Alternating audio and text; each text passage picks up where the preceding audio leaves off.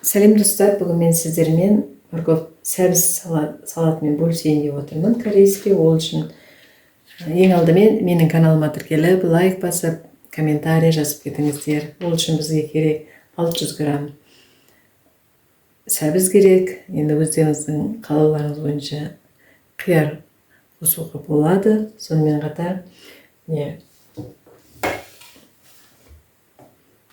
50 граммдай жуамыз керек.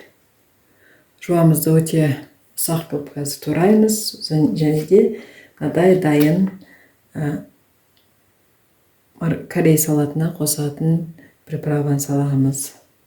Ал енді бастайық. Және де 10 ас қасықпен май құямыз. Мен сіздерге осы корей салатын Faberlic компаниясының теркісімен жасайын деп отырмын. Сіздерде алуларыңызға ұсыныс беремін. Қазір енді көреміз. Мына жерде міне 2 минус плюс деп тұр. Міне өздерінде плюс минус деп тұр. Соған қарай теркіні саламыз. Теркі алынады мына жерден. Оның бірнеше салатын насадкілері бар. Соларды пайдалануға болады.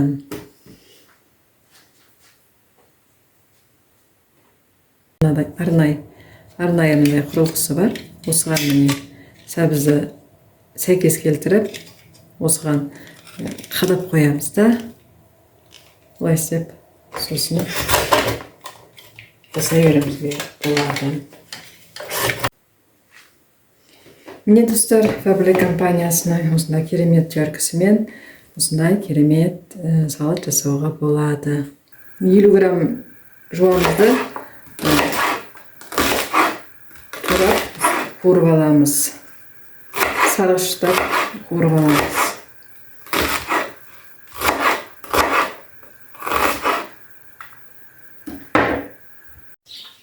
Дайын болған сәбізімізге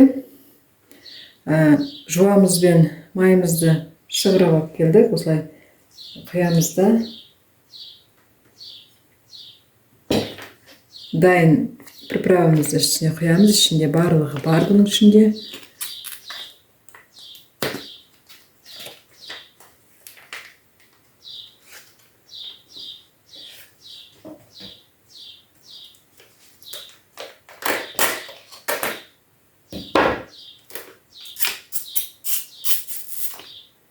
Дайын тұрған приправамызды құямыз, араластырамыз. Және де осы 1 сағаттай қоямыз. Ішінде уксусы барлығы дайын тұр.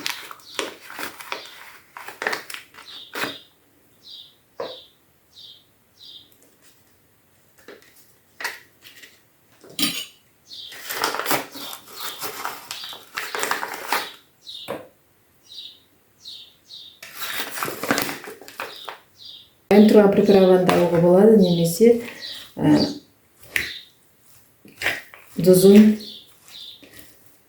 паприка салып жасауға да болады. Осыны енді 1 сағатқа жақсылап араластырамыз да, 1 сағатқа бетін жауып қоямыз. Содан кейін дайын болады. Міне достар, салат дайын болды. 1 сағаттай тұрды. Сіздерге де осындай салат жасауға кеңес беремін. Менің каналыма тіркеліп, лайк басып, комментарий жазып кетіңіздер. Рахмет сіздерге.